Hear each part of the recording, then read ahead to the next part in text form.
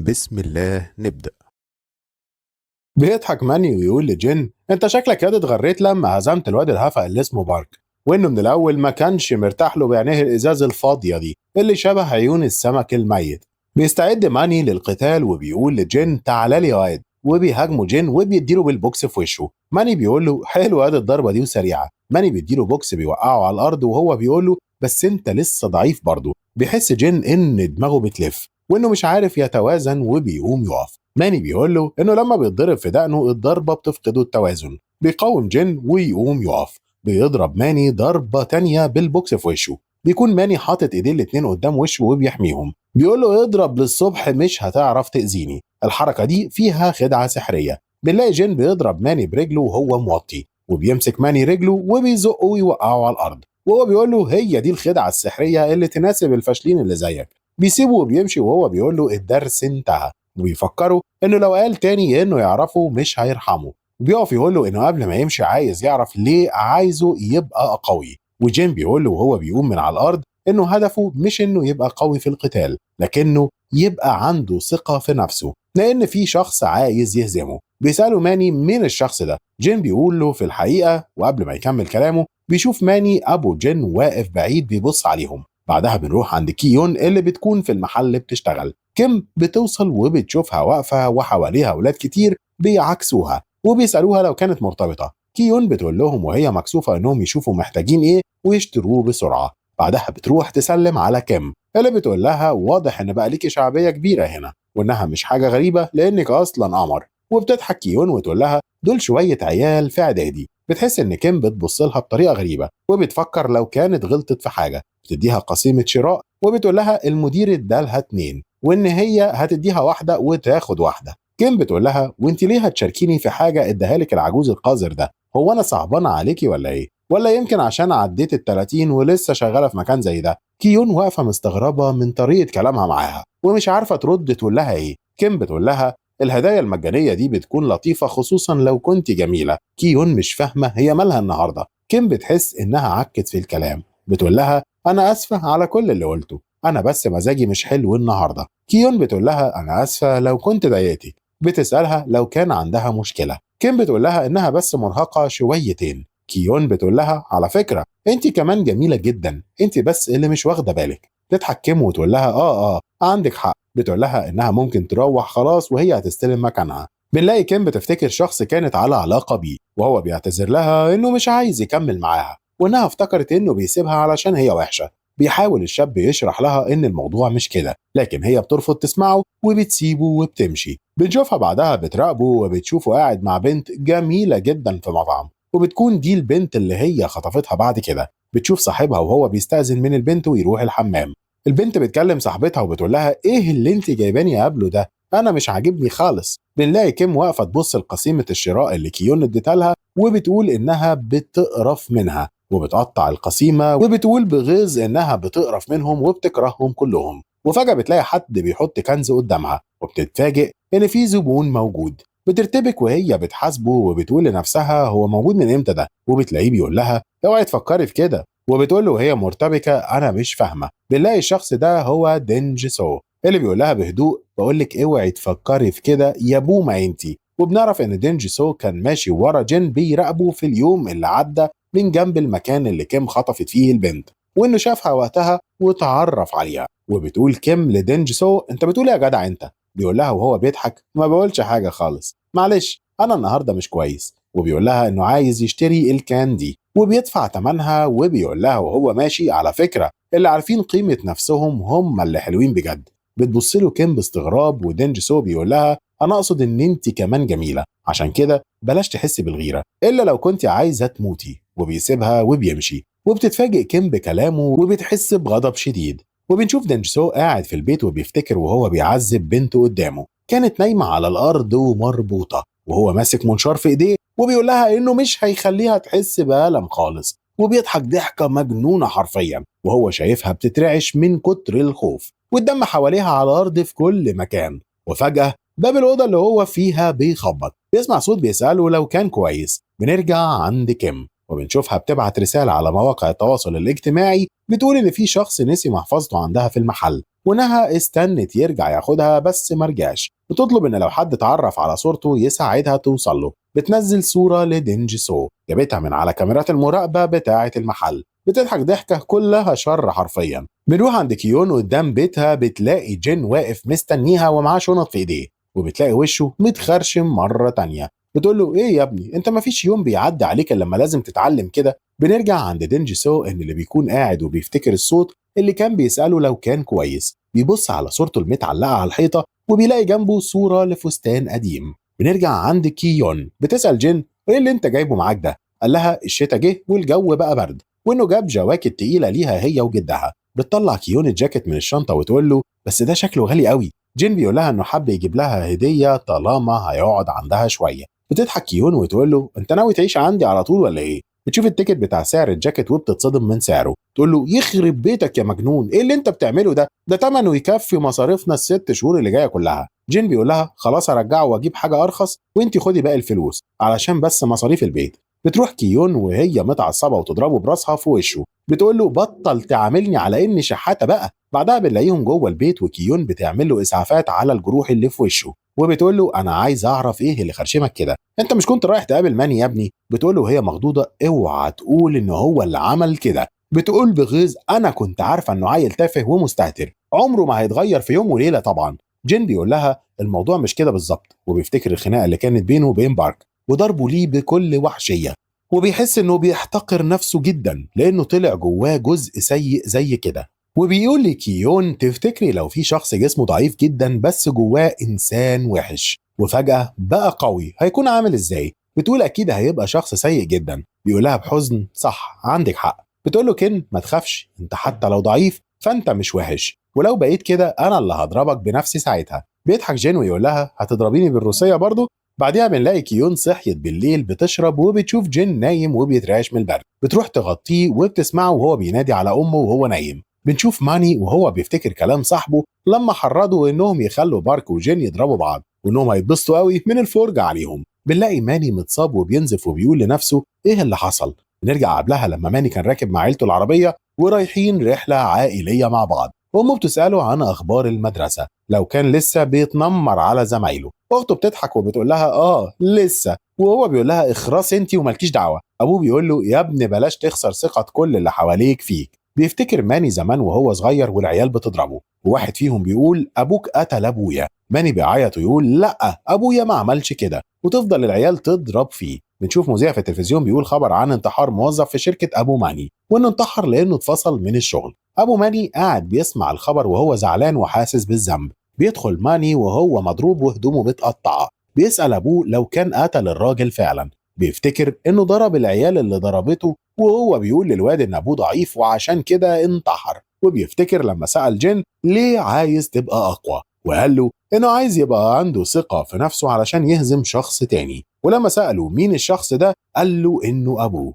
بيقول ماني لنفسه هو عايز يهزم ابوه ليه؟ الواد ده مجنون ولا ايه؟ بيسأل ماني ابوه عن ابو جين. بيقول ابوه ان دينج سو ده رجل اعمال شاطر جدا، وانه كمان شخص طيب وبيعمل اعمال خيريه كتير. ماني بيقول له بس انا سمعت واحد بيقول عنه انه شيطان. فجاه بتيجي عربيه نقل وتخبط عربيتهم وتقلبها من على الطريق من فوق منحدر، وبيفوق ماني بيلاقي نفسه بينزف من راسه ورجليه محشورين تحت العربيه بتاعتهم، وان اخته وقعت بره العربيه ومغمى عليها. ابوه وامه لسه جوه العربيه وفاقدين الوعي. بنلاقي في واحد بيزق العربيه اللي خبطتهم وبيوقعها هي كمان من فوق المنحدر. ماني بيحاول يخرج رجليه من تحت العربيه ومش عارف، بيقول انه مش حاسس بيهم خالص. بيشوف البنزين بيتسرب من العربيه على الارض، بيصرخ ويحاول يستنجد باي حد معدي، وبيشوف الشخص اللي زق العربيه وبيطلب منه يتصل بالطوارئ. بيبتسم الراجل وما بيردش عليه. بيبدا ماني يغيب عن الوعي مره تانية. بيفوق على اصوات الناس اللي بتنقذه وهم بيخرجوه من تحت العربيه، وبيقولوا البنزين اتسرب حوالين العربيه وهتنفجر في اي لحظه، وللاسف في ناس لسه جواها. بيحاولوا يبعدوا ماني عن المكان. بيشوف ماني عربيتهم وهي بتنفجر وامه وابوه جواها، وبيحس بعديها وهم في العمليات بيحاولوا ينقذوه.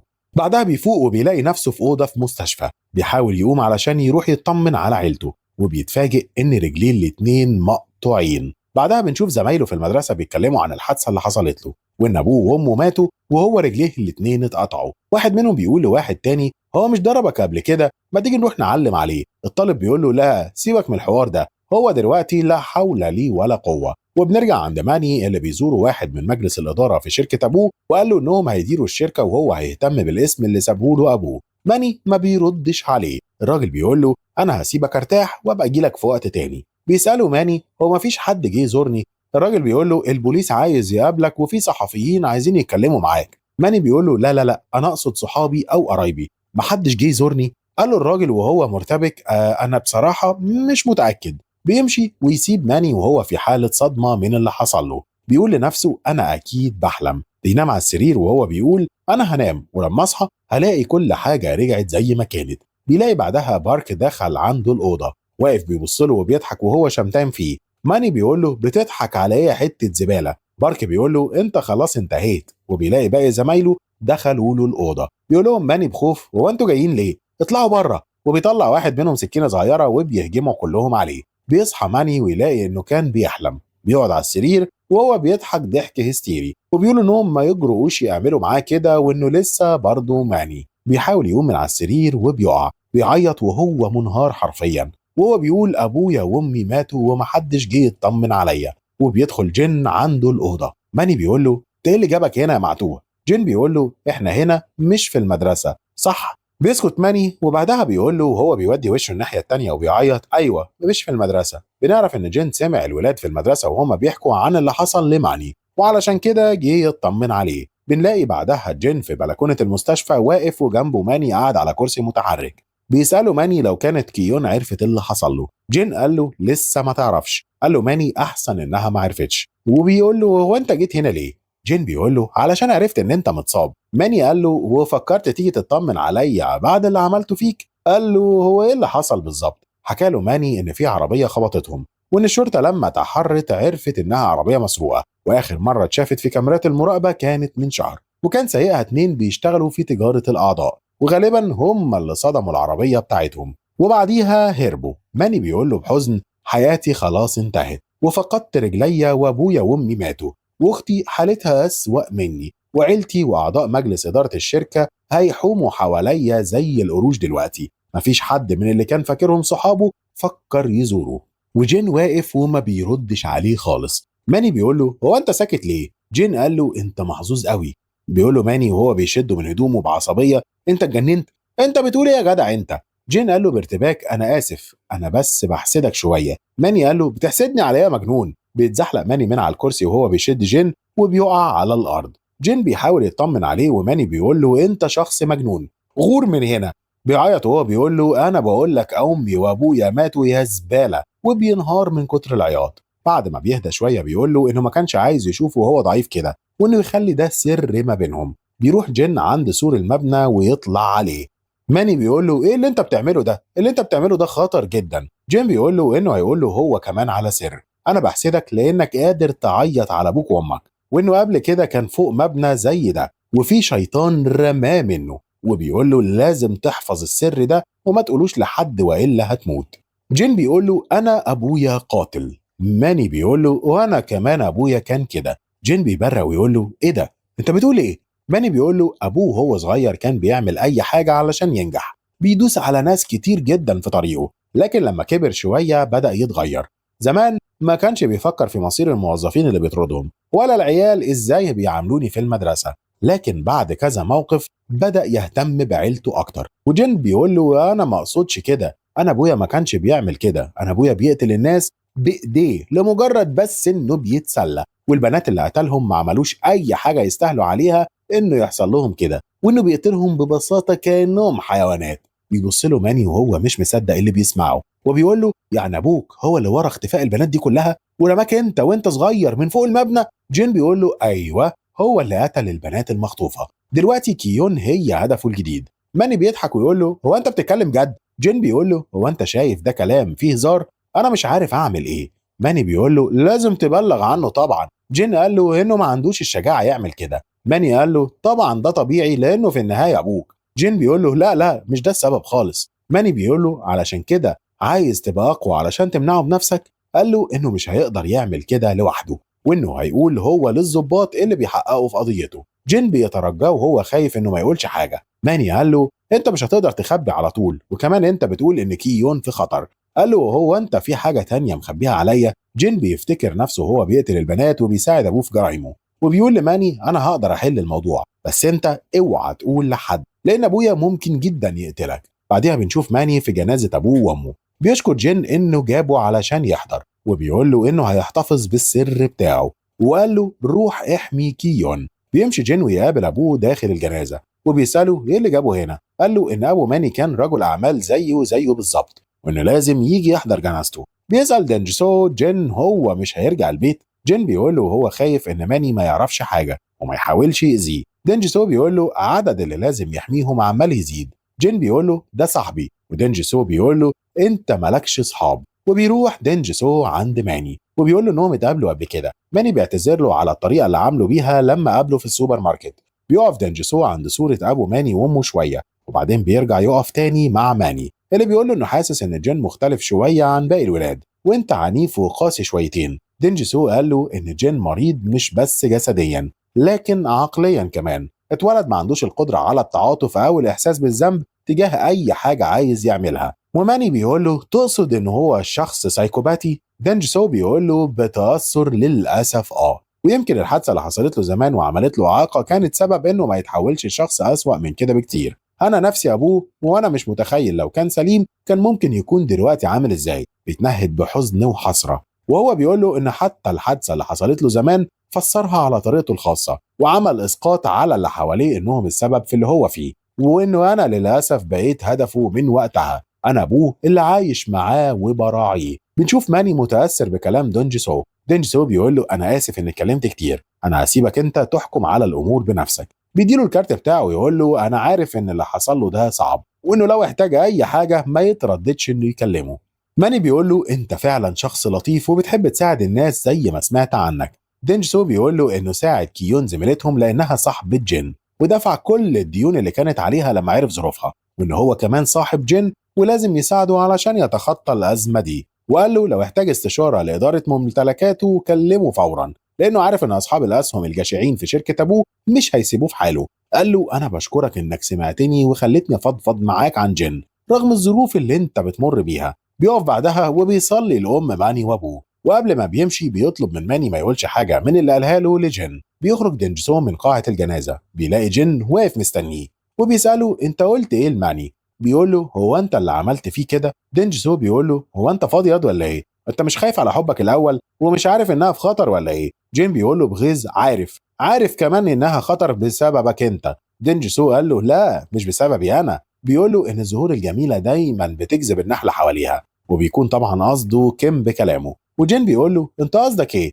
دينجسو بيقول له بس هي المره دي جذبت ملكه النحل. وبيقول له انت قلت ان انت بتحبها صح؟ جين بيبص له بتحدي وبيكمل كلامه ويقول له لو صحيح بتحبها يبقى احميها بقى يا حبيبي. بنشوف كيم بيجي لها رساله من واحده على موقع التواصل الاجتماعي بتقول لها معلومات عن دينجسو، وبتبتسم كيم انها قدرت تعرف هو مين.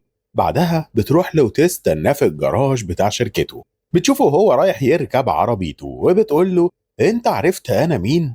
وبيقول لها دينجسو بهدوء عرفت ايه؟ بتقول له ايه متعصبه عرفت عني كل حاجه صح؟ بيضحك دينجسو ويقول فهمت، تقصدي يعني عن جريمتك؟ بتقول له هي مخضوضه انت مين بالظبط وتعرف كيون منين؟ بيضحك ويقول لها انا مغرم بيها. كيم بتقول له انت شكلك راجل مجنون. بيقول لها دينجسو هم مش بيقولوا ان الزهور الجميله بتجذب النحل؟ بتضحك وبتقول له زهور جميله؟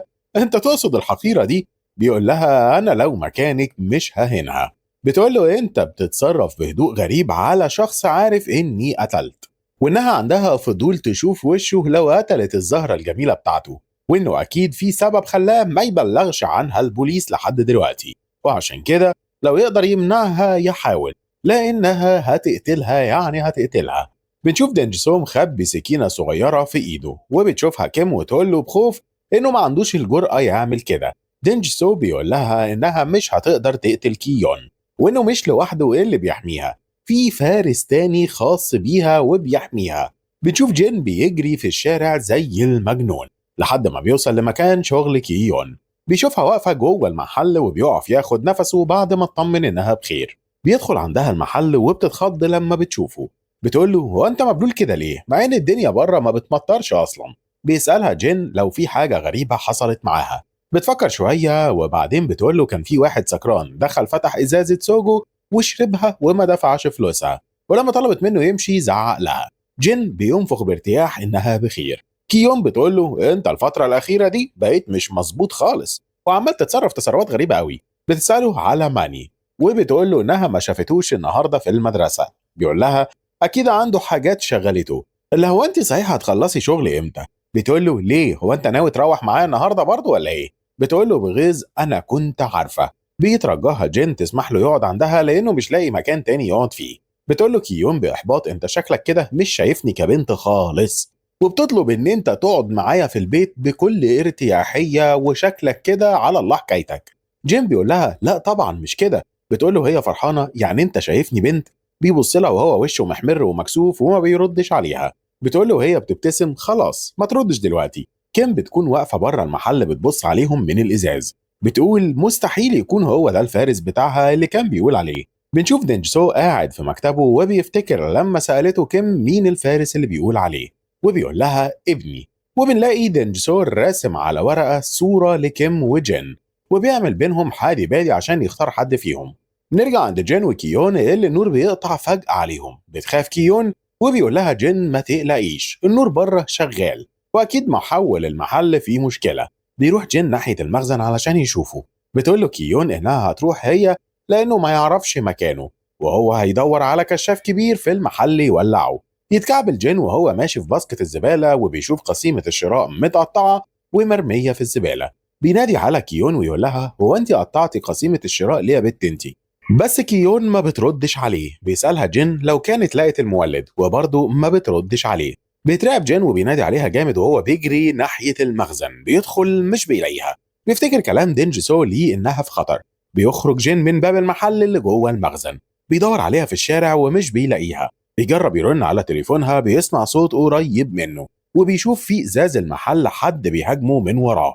بيتحرك بسرعة وبيتفادى الهجمة عليه، لكن اللي بتهاجمه بتضربه تاني بشاكوش على دماغه وبيفقد الوعي. بيفوق بيلاقي نفسه مربوط ومتكمم وكيم واقفة قدامه وبتقول له انت بقى يا ابن العجوز المخيف دينج سو. وبيشوف جين كيون وفقد الوعي على الارض ومربوطة هي كمان. كيم بتقول له انها فقدت الوعي من اول ضربة وبتسأله لو كان كيون عاجباه وبتقول له إنها هي كمان شايفاها جميلة جدا. بتروح عندها وبتبدأ تعلعها هدومها وهي بتقول له إيه رأيك أشرحها قدامك وهي عريانة؟ أكيد الموضوع هيكون مثير ليك صح ولا إيه؟ بتقول له إن البنات الحلوة بيبقوا فاكرين إن مفيش حد في جمالهم لكن لما بتشرحهم بتلاقيهم عاديين جدا. وبتقول له إنها شرحت بنات كتيرة قوي. الدور دلوقتي على كيون وإنه أكيد هيتبسط من اللي هيشوفه. بيبص جين بعيد وبتقول له كيم انت مش عايز تتفرج ولا ايه؟ بتروح تشيل الرباط من على بقه وهي بتقول له انها هتسيبه يتكلم بس لو صرخ هتكسر له وشه. جين بيقول لها انه مش شايف ان كيون مثيره اصلا وانه متخيل انها احلى منها بكتير. بتقول له باستغراب ايه انا؟ بترتبك ووشها بيحمر وبتقول له هو انت بتهزر ولا بتتكلم جد؟ جين بيقول لها طبعا بتكلم جد. انت بس كل الموضوع انك مش بتلبسي زي البنات التانية. بيحاول يقنعها انه عايز يعمل معاها علاقة وانها مش هتخسر حاجة لانها كده كده هتقتله. بنعرف ان جين وكيم بتجره على الارض بعد ما ضربته. خد حتة ازاز من الارض وخباها في جيبه وانه بيحاول يقطع الحبل اللي مربوط بيه اصلا وبيلهي كيم بالكلام علشان يكسب وقت. بتقول له كيم انه طلع مجنون زي ابوه. بتربط بقه تاني وبتقول له انها راجعة كمان شوية. وبنلاقيها بتاخد شاور وبتحط ميك اب وهي بتفكر في كلامه. بيقطع جين الحبل في الوقت ده. بنلاقي كيم بتفكر وبتحس انه بيضحك عليها. بتقول لنفسها ده مجرد عيل في ثانوي والاحسن ان انا اقتله على طول. بنروح عند ماني اللي بيكون قاعد مع المحقق في المستشفى والمحقق بيقول له يعني انت شفت شخص واقف مكان العربية ما وقعت بيكو؟ ماني بيقول له انا متأكد. انا متأكد لانه كان واقف كمان وبيبتسم. المحقق بيقول له انهم فعلا اكتشفوا ان الحادثة متعمدة وإن في حد لعب في خزان البنزين ومفتاح التشغيل بتاع عربيتهم علشان تنفجر. بيسألوا لو ليهم أعداء. ماني بيقول ياه كتير قوي. بنلاقيه بعدها قاعد بيفتكر كلام دينجسو عن جين بيحاول يتصل بجين وهو بيقول لنفسه إنه مش فاهم إيه اللي بيحصل بالظبط. بيلاقي تليفون جين مقفول. بنروح عند كيم اللي بتكون قررت إنها تقتله، وبتقول لنفسها إنه بيتعامل مع الموقف بهدوء غريب زي أبوه بالظبط، وإن هما الاتنين مش سهلين خالص. بتدخل المكان اللي حبسها فيه وبتقول وهي بتبتسم إيه اتأخرت عليك ولا إيه؟ وبتقول له إنها غيرت رأيها ولغت اتفاقها معاه، وحكاية إنه يستغل عدم ثقتها في نفسها دي كانت فكرة حلوة بصراحة. بيترعب جين ويبص لكيون وهو بيحاول يفك نفسه علشان ينقذها. بتقول له كيم وهي بتضحك أيوه هو ده رد الفعل الطبيعي اللي المفروض تعمله في موقف زي ده، وأنا كنت عارفة إن أنت كنت بتمثل الهدوء. بتروح عند كيون وبتمسكها من شعرها وبتقول له هتبقى نجمة عرض النهارده. أنا عارفة إنه كان بيحاول يكسب وقت علشان ينقذها. بتمسك الشاكوش وبترفعه علشان تضربها، لكن بتتفاجئ إن جين فك نفسه أصلا وبيهاجمها كمان بحتة الإزاز اللي معاه. بتمسك إيده وتزقه وتحاول تضربه بالشاكوش، بس جين بيتفادى ضربتها وبتحاول تهاجمه مرة تانية، لكن جين بيمسك إيديها وبيعضها جامد. بتصرخ كيم من كتر الوجع وبترمي الشاكوش من إيديها. بيضربها جين بالبوكس في وشها وهو بيقول لها إنها مجرد هاوية، وعلشان كده ما فتشتهوش كويس لما جابته هنا. بيضربها ببوكس تاني بيوقعها على الأرض وهي بتنزف من مناخيرها. بيمسك جين الشاكوش وهو بيقول لها بقى أنت عايزة تكسري وش كيون؟ بيمسكها من هدومها ويقول لها وهو بيرفع الشاكوش ما تحلميش حتى بده. وكيم بتقول له وهي مرعوبة هو أنت هتقتلني ولا إيه؟ أنت لو عملت كده هتبقى قاتل. جين بيقول لها مش مهم، وبيسألها لو كانت هي اللي قتلت البنتين التانيين. بتفوق كيون في الوقت ده وكيم بتشوفها وبتقول لها تسامحها وإنها غلطت ومش هتكرر ده تاني أبدا. جين بيقول لها اخرسي. كيم بتقول له انت لو قتلتني هتبقى قاتل. كيون اكيد مش عايزاك تبقى قاتل. بيقول لها جين بغضب انها وحش وانه بقى يكره الوحوش اللي زيها. كيون بتبص له وبيفهم انها مش عايزاه يعمل كده. جين بيقول لها دي حاولت تأذيكي ولازم اعاقبها. بتبص له كيون بغضب ورغم انها مش عارفه تتكلم بس شافت في عينها انها مش راضيه عن اللي بيعمله. بيرفع جين الشاكوش وبينزله بغضب على الارض جنب كيم. بعديها بنلاقي كيم مربوطه على الارض، وبعد ما جين بيفك كيون بتروح عندها وبتسألها هو انت عملت فيها كده ليه؟ كيم بتقول لها لما بشوفها بحس بالغضب الشديد. كيون بتقول لها ايه ده؟ خلاص كده؟ جين بيقول لكيون وهو بيتصل بالشرطة هي مش هتقولك سبب مقنع لان مفيش اصلا سبب، وان النوع ده من الناس ما عندوش اسباب. بعدها بنلاقي البوليس جه وقبض على كيم. بنشوفها بعد كده وهي محبوسة. بنشوف كيون وجين قاعدين في الجنينة. كيون بتقول له ان كيم كان شكلها طبيعي جدا. كيون بيقول لها وهو بيبص لبعيد ان في فرق ما بين انك تكوني طبيعيه او يكون شكلك طبيعي. بتقول له تفتكر هي اللي ورا حوادث اختفاء البنات اللي حصلت؟ جين بيقول لها ما اعرفش بس اكيد الشرطه هتعرف ده. بتقول له ان الموضوع يخوف قوي انك تعرف شخص زيها ممكن يكون قريب منك جدا وانت مش عارف هو بيعمل ايه. بتقول له وهي بتترعش وبتعيط انها مش هتقدر تمشي لوحدها بالليل تاني. جين بيقول لها ما تقلقيش انا هحميكي، وبيقول لها انهم بكره هيطلبوا للشهاده في الاسم. وهي بتقول له مش المفروض انهم يدونا مكافاه على اننا كشفناها ولا ايه؟ وجين بيقول لها كشفناها ايه بس؟ هو ايه اللي احنا عملناه؟ ده ولا حاجه. على ان انت اغمى عليكي يعني من اول ضربه مثلا، ولا انك فضلتي مربوطه لحد ما انا فكيتك؟ بتبص له بحب وتقول له شكرا انك انقذتني، وهو بيقول لها شكرا لانك وقفتيني. بتضحك وبتقول له وانا متاكده انك ما كنتش هتقدر تعمل كده حتى لو انا ما كنتش موجوده. بيقول لها جين تفتكري ده حقيقي؟ بتقول له طبعا. بتبص له وبتبتسم وهي بتقول له انت صاحب جدع.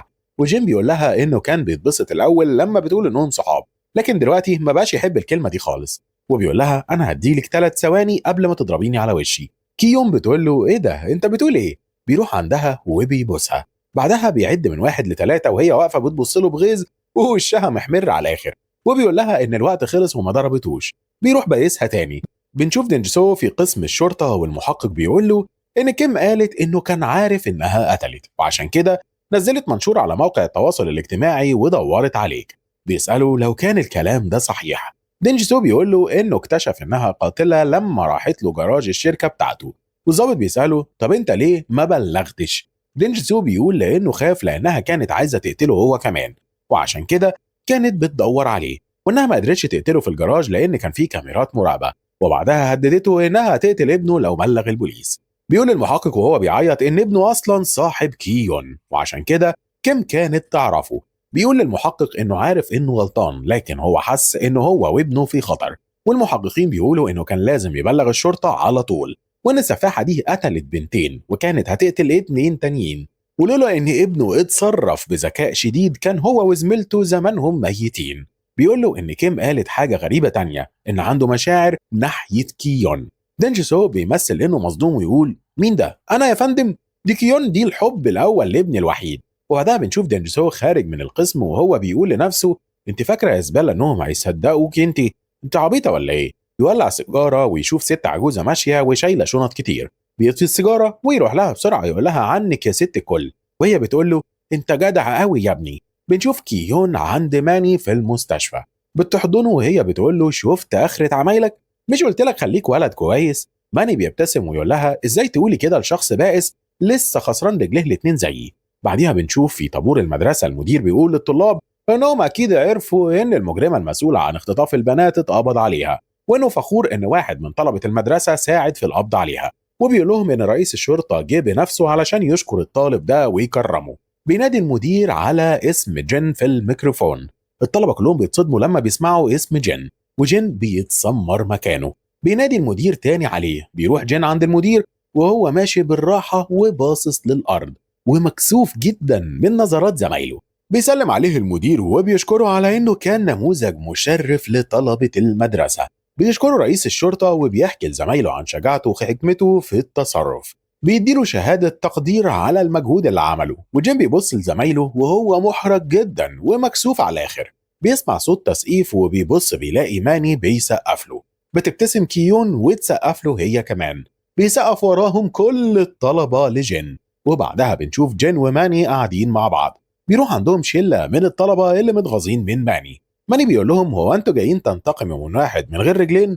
بيروح واحد منهم ويضرب ماني بالبوكس في بطنه. بيحاول جين يحوش عن ماني. بيمسكوا الطالب من هدومه ويقول له انت الاول كنت بتتحامى في ماني، دلوقتي هتتحامى في مين يا حيلتها؟ ماني بيقول لجين ما تتدخلش عشان محدش فيهم يأذيك يا ابني. بيبص له جين وهو بيبتسم ويقول له لا ما تقلقش دول ولا حاجه. الواد بيقول له ايه احنا ولا حاجه؟ بيرفع ايده علشان يضربه بس ماني بيشده من شعره وبيضربه بالبوكس في وشه. بيقع فوقيه ويفضل يضرب فيه. بيجي واحد تاني يتدخل، جين بيهجم عليه وبيضربه. وبعد شويه بنلاقي كرسي ماني مقلوب على الارض وهو وجين قاعدين جنب بعض على الارض ومتخرشمين على الاخر. جين بيقول له ويلكم باك تو سكول يا بيبي، هنعمل ايه بقى دلوقتي؟ ماني بيقول له هو انت فاكر انها خلصت كده؟